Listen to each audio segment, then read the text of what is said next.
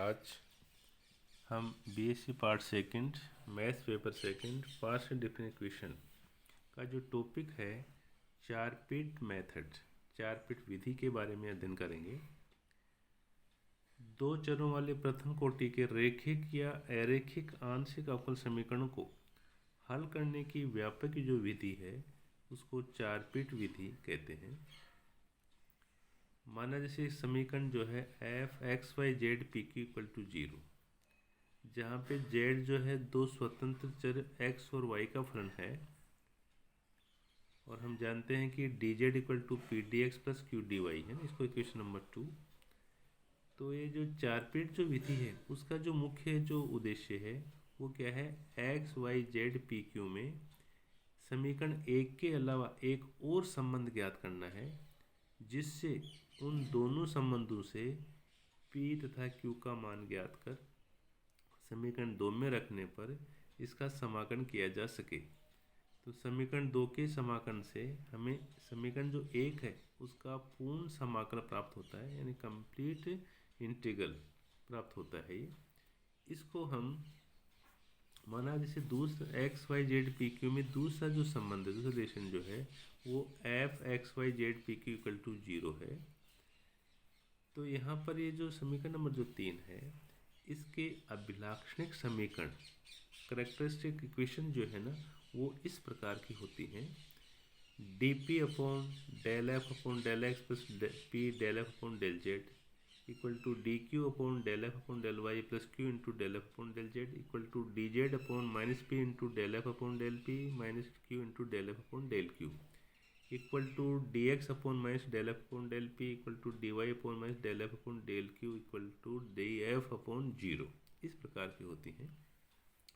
तो ये जो इक्वेशन जो है वो जो समीकरण नंबर 3 है उसकी क्या है, ये अभिलाक्षणिक समीकरण कहलाती हैं।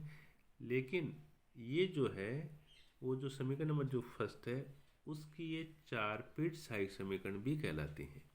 तो हम यहाँ पर क्या करते हैं कि जो इक्वेशंस हमें ये जो दे रखी हैं उनको क्या है कि सबसे पहले हम उनकी क्या है कि चारपीट सहायक समीकरण निकालेंगे, और फिर उनकी हेल्प से हम क्या है कि ये जो P D x plus Q D Y equal to जो हमें यहाँ पे जो लिख रखा है ये D Z equal to P D x plus Q D Y जो है ना, इससे हम इसको सॉल्यूशंस निकालते हैं। वो हम क्या कि निम्न जो क्वेश्चन जो करते हैं उनकी सहायता से हम समझते हैं इनको। जैसे आपको जब दिया हुआ होगा तभी है ना आपको इसको सोल्व करना है। चारपीट विधि से हल कीजिए, जैसे P x plus Q Y equal to P Q. तो यहाँ पर हम इसको इस पर लिख सकते हैं कि f x Y Z P Q equal to ये p x plus Q y minus p Q equal to 0। अब इसके आपको चारपीट सहायक समीकरण लिखने हैं, तो उसको देखते हुए हम लिखेंगे। तो यहाँ पर क्या है जैसे डी पी अपॉन, फिर उसको जब हम इंटीग्रल उसको डिफ्रेंशिएशन करेंगे ना, तो उसमें जो पद आ रहे हैं वो आप ये एफ है और ये दे रखा है हमें, तो इसके अनुसार यहाँ पर ये क्या हो जाएंगे, ये यहाँ पर हो जाएगा, यहाँ पर ये पी आ जाएगा equal to D Q upon है ना, नीचे उसका जो है ना आप वो डिफ्रेंशिएशन करके रखेंगे, तो यहाँ पर क्या है हमारे पास में क्यू आ जाएगा इक्वल टू ऐसे डी जेड अपॉन है ना, यहाँ पर माइनस पी इंटू है ना x minus Q into y minus p ये आ जाएगा, d x upon minus into x minus q आ जाएगा, d Y upon minus y minus p आ जाएगा ना, ऐसे equal to D F upon क्या वो 0 है, वो हमने लिखा नहीं है। तो इस प्रकार से हमें क्या है कि ये चारपीट की सहायक समीकरण मिल जाएंगे। अब हमें क्या करना है, इसमें से किसी दो इक्वेशंस को सोल्व करना है, और वो किस प्रकार से करें जिसमें P या जो Q है ना वो पद आ जाए। तो यहाँ पर आप देख रहे हैं कि यहाँ पर D P upon P equal to D Q upon Q जो है ना, इन दो पदों को हम लेंगे। तो ये लेने के बाद में हमने क्या लिखा है, D P upon P equal to D Q upon Q. इसको क्या करेंगे, हम इंटीग्रेट करेंगे, तो है ना आपने इसको इंटीग्रेट कर दिया, तो ये क्या आया, log p equal to log q plus log a. तो यहाँ पर लॉग पी इक्वल टू क्या है, लॉग क्यू ए। अब इसमें लॉग को हटाएंगे तो आएगा P equal to Q A, तो इसको हमने समीकरण नंबर 3 कहा। तो यहाँ पर क्या है, हमें P और Q में आ रहा है। तो अब हम क्या कर देंगे कि जो समीकरण नंबर जो फर्स्ट है ना हमने जो लिखी है यहाँ पर कौन सी, p x plus Q y minus p Q equal to 0, इसके अंदर हम क्या करेंगे, इस P का मान रखेंगे। तो यहाँ पर ये आ गया a q x plus Q i minus a q square equal to 0 implies. ये इसमें आप देख रहे हैं कि ये हमने यहाँ पर ये क्या लिखा है, क्यू जो है ना वो सब में कॉमन आ रहा है तो इसको हटा दिया, तो यहाँ पर a x plus y minus a q equal to 0, या इससे ए क्यू इक्वल टू हमने लिखा है ए एक्स प्लस वाई इम्प्लाइज, या क्यू इक्वल टू क्या है y plus A x upon a. तो इस प्रकार से ये जो क्यू का जो मान आया है वो आप इस समीकरण नंबर 3 में रखेंगे। तो यहाँ पर जब आप यहाँ रखेंगे तो ये क्या आ जाएगा, P equal to a into Y plus A x upon a, इससे ए से ए कैंसिल हो गया तो ये आ गया P equal to Y plus A X, ये समीकरण नंबर 4। तो इस प्रकार से हमें देखो एक तो प्योरली P का पद मिल गया और दूसरा कौन सा मिल गया, हमें Q मिल गया। तो ये P और जो Q के जो मान हैं वो हम रखेंगे D Z equal to P D x plus Q D Y है ना, इसमें रखेंगे। तो इसके बाद इसमें रखने के बाद में हमारे पास में क्या आएगा, डी जेड इक्वल टू ये है y plus A x d x plus y plus A x upon a into d y. अब हमें क्या करना है कि इसको सॉल्व करना है। तो आप यहाँ पर जैसे ए है ना, ये एलसीएम लेके यहाँ लिख दिया, a D Z equal to ये a into Y plus A x into d x plus ये y plus A x d Y equal to. तो अब हमें क्या है, देखो इसको सोल्व करना है। तो सोल्व करने के लिए ये तो ए डी जेड है, ये जो दोनों हमें जो दे रखी हैं तो इन दोनों से हम क्या है कि इस प्रकार लिखेंगे कि ये जो जैसे हमने ये दोनों है ना इसको डी इंटू वाई प्लस ए एक्स का होल स्क्वायर अपॉन 2 लिखा है। तो जब आप इसको डिफ्रेंशिएशन करेंगे तो ये ऊपर वाला जो है ना ये दोनों पद इसमें आ जाएंगे, क्योंकि देखो यहाँ पर क्या है कि 2 इंटू वाई प्लस ए एक्स ये आ गया इंटू फिर यहाँ पर क्या वाई का क्या है डी वाई आ जाएगा प्लस ए डी एक्स आ जाएगा।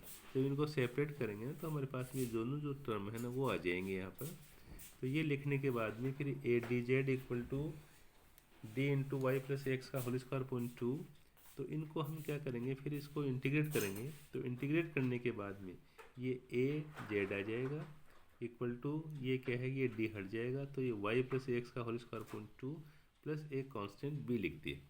ये है पूरा, यही इसका क्या है पूर्ण हल है, कंप्लीट सॉल्यूशन है। अब हम क्या कि एक दूसरा क्वेश्चन और लेते हैं, जैसे p equal to Q I plus Z का होल स्क्वायर है, इसको 4 पीट विधि से हल कीजिए। तो इसको हम उसी प्रकार से वापस लिखेंगे, f X Y Z P Q equal to ये क्या है, इनको एक तरफ ले लिया तो minus P plus Q I plus Z का होल स्क्वायर इक्वल टू 0। इसकी वही साइड 4 पीट साइड समीकरण लिखेंगे। तो यहाँ पर क्योंकि 4 पीट साइड समीकरण क्या थी, ये D P upon del F upon plus है ना ये P del F upon del Z D Q upon del F upon del Y plus Q into del F upon del Z minus D Z upon, जैसे ये अपने ये जो लिखी है ना ये 4 पीट साइड समीकरण लिखी है। अब यहाँ पर जैसे मान लो यहाँ पर ये एफ इक्वल टू ये है तो यहाँ del F upon del X है, तो इसको एक्स के सापेक्ष करेंगे तो यहाँ पर एक्स है नहीं तो वो 0 हो जाएगा। फिर plus P into del F upon del Z है तो केवल जो जेड जो है इसके सापेक्ष करेंगे। तो इस प्रकार से हमने क्या है कि इनकी इक्वेशंस लिखी हैं, ये डी पी अपॉन ये आ गया 0 plus P into 2 into Q I plus z, ऐसे डी क्यू अपॉन ये क्या है 2 into Q I plus Z into q आ जाएगा प्लस 2 क्यू आई प्लस जेड इंटू क्यू, ऐसे डी जेड अपॉन है ना ये भी यहाँ पर आ जाएंगे minus P into minus 1 minus Q into 2 into 2 y sorry q आई plus Z into y d x upon minus और minus 1 plus D Y upon minus 2 into Q I plus Z into Y है ना, ये हमने लिखा है। तो ये लिखने के बाद भी फिर हमने इसको क्या थोड़ा सोल्व किया है। तो ये डी पी अपॉन क्या आ गया 2p into Q I plus z है ना ऊपर वाला ही, डी क्यू अपॉन ये डी क्यू अपॉन यहाँ पर क्या आ गया ये इसको देखो हमने क्या है कि ये दोनों टर्म है ना ये दोनों एक जैसे हैं तो ऐड होके क्या हो जाएगी 4q into Q I plus z, ऐसे डी जेड अपॉन है ना ये पूरा इसको सोल्व करेंगे तो इस प्रकार से लिख देंगे, डी एक्स अपॉन को ऐसे लिख देंगे, डी वाई को ये लिख देंगे। अब हमें क्या है कि वापस ये जो इक्वेशन जो देख रहे हैं इनमें से हमें इस प्रकार से लेने हैं ताकि वो प्योर क्यू वाले पद जो है ना वो आ जाए। तो इसमें आप देख रहे हैं कि जैसे ये फर्स्ट है और दूसरी कौन सी ये लास्ट है ना फिफ्थ है, इन दोनों को हम यूज करेंगे। तो आप यहाँ पे d P upon 2p into Q Y plus z और equal to D Y upon minus 2y into Q Y plus z है ना ये लिया। तो यहाँ पर आप देख रहे हैं कि ये 2 into Q Y plus Z जो है दोनों तरफ से ये कैंसिल कर देंगे तो हमारे पास में D P upon P equal to D Y upon minus Y है ना ये बच जाएगा। इसको फिर हम क्या करेंगे इंटीग्रेट करेंगे। तो इंटीग्रेट करने के बाद में ये क्या आ गया, log p equal to minus log y plus log a। इसको इस प्रकार लिखेंगे log p equal to log a upon y। log को हटा देंगे तो p इक्वल टू आ जाएगा a अपॉन y। अब यहाँ पर क्या है कि ये जो p का जो मान है वो हम समीकरण नंबर फर्स्ट में रखेंगे। तो वहाँ पर हमने p की जगह रखा तो ये minus a upon y plus Q Y plus Z का होल स्क्वायर इक्वल टू 0। अब इसको हमने सॉल्व किया है तो यहाँ इसको हमने लिख दिया क्यू वाई प्लस जेड का whole square equal to a upon Y, या q Y plus z equal to आ गया अंडर रूट ए अपॉन वाई, या q Y equal to under root A upon Y minus z, है ना, इस तरफ ले आए इसको। या क्यू इक्वल टू क्या है कि ये वाई से डिवाइड हो जाएगा तो 1 upon I into Y into under root A upon Y minus Z upon Y. या क्यू इक्वल टू क्या है कि ये है ना अंडर रूट ए अपॉन वाई की power 3/2 minus Z upon Y, है ना, ये हमने लिख दिया। तो ये जो क्यू है इस प्रकार से हमें क्यू आ गया और वहाँ पे पी आ गया। इन दोनों जो मान है ना पी और क्यू के मान, ये हम रखेंगे D Z equal to P D x plus Q D Y, है ना, इसमें रखेंगे। तो इसमें रखने के बाद में हमारे पास में आया d Z equal to a upon y d x plus कोष्टक में क्या आ जाएगा, ये अंडर रूट ए अपॉन वाई की power 3/2 minus Z upon y d y. अब इसको हम क्या कर रहे हैं, थोड़ा सोल्व करते हैं जिसको हम इसको इंटीग्रेट कर सकें। तो यहाँ पर ये तो a upon y d x plus इसको हमने ना अंडर रूट ए upon root y minus z, इस वाई है ना इसको हमने क्या बाहर ले लिया। अब उसके बाद में फिर क्या एलसीएम लेने के बाद में ये वाई तो इधर आ गया तो y D Z equal to ये ए डी एक्स प्लस ये क्या बच गया under root a y under root A upon under root y d y minus z D Y, है ना, इसको हमने सेपरेट कर दिया है। ये करने के बाद में वाई डी जेड और इसको हमने एक तरफ लिया है इक्वल टू फिर ये ए डी एक्स है और ये यहाँ पर दे रखा है ये Y D Z plus Z D Y, है ना, इसको हमने डी ऑफ वाई जेड लिख सकते हैं ताकि इसको डिफ्रेंशिएशन करोगे तो वापस ये आ जाएगा equal to A D X है प्लस, है ना, अंडर रूट ए अपॉन रूट वाई, है ना, डी वाई। अब इसको हम इंटीग्रेट करेंगे तो ये तो आ जाएगा वाई जेड, ये आ जाएगा ए एक्स प्लस और इसमें ना रूट ए है ये 1 अपॉन रूट वाई जो है उसका इंटीग्रल क्या हो जाएगा 2 इंटू रूट वाई और एक plus B constant of integration लिख दिया। तो ये जो आया है वो इसका क्या होगा, पूर्ण हल होगा। उसके बाद में फिर हम एक क्वेश्चन और लेते हैं Z equal to P Q, है ना, इसको है ना हमको है ना यूजिंग चारपिट मेथड से है इसको क्या करना है अपने को सॉल्व करना है। Solve z equal to P q using Charpit method, यानी इसको जो चारपिट जो विधि है उससे इसको हल करना है। तो वापस हम वही f x Y Z P Q equal to इसको z minus p Q equal to 0 मान लेंगे। इसकी जो चारपिट जो सहायक समीकरण है वो क्या हो जाएंगी, वो हमने दे रखी हैं डी पी अपॉन ये equal to D Q upon ये equal to D Z upon ये वाली, ठीक है ना। हमने तीन ही लिखे हैं कि हमें क्या केवल दो को ऐसे सॉल्व करने से पी और क्यू आ जाए, तो बाकी को हमने लिखा नहीं है, वैसे हमको लिखनी चाहिए डी पी अपॉन। अब इसको जब आप सॉल्व करेंगे तो डी पी अपॉन देखो डेल एफ अपॉन ये del F upon del X है तो इसमें है नहीं है तो ये आ जाएगा 0 प्लस पी है del F upon del Z है तो यहाँ पर क्या आ जाएगा इसका 1 आ जाएगा इक्वल टू जैसे डी क्यू अपॉन नीचे यहाँ पर del F upon del Y है ये इसमें है नहीं तो ये आ गया 0 प्लस क्यू इंटू ये del F upon del Z तो इसका मान क्या आ गया 1 आ गया। ऐसे डी जेड अपॉन क्या है माइनस पी है del F upon del p है तो ये क्या आ गया माइनस क्यू, फिर ये माइनस क्यू है del F upon del f del q का मान क्या आ जाए यहाँ पर माइनस पी आ गया। तो इस प्रकार से d P upon P equal to D Q upon q equal to D Z upon, है ना, ये टर्म आ गए यहाँ पर। अब हमें क्या है कि केवल दो इक्वेशंस लेने हैं जिसमें पी और क्यू आ जाए तो और वो सॉल्व भी हो जाए। तो यहाँ पर ये जो दोनों पद जो है ना वो हम ले लेंगे। तो ये लेने के बाद में हमारे पास में क्या आएगा d P upon P equal to D Q upon q. तो इसको इंटीग्रेट किया हमने तो इंटीग्रेट करेंगे तो क्या आ जाएगा ये log p equal to log q plus log a implies log p equal to log a q। तो इससे p इक्वल टू क्या आ गया a q आ गया। अब ये जो मान है ना वो हम समीकरण नंबर जो फर्स्ट है ना z माइनस a q और q इक्वल टू 0 है ना इसमें रखा है हमने ये। तो इससे z minus a q square equal to 0 या z equal to a q square तो इससे q स्क्वायर इक्वल टू क्या आ गया z अपॉन a तो यह q इक्वल टू क्या गया अंडर रूट जेड अपॉन ए आ गया है।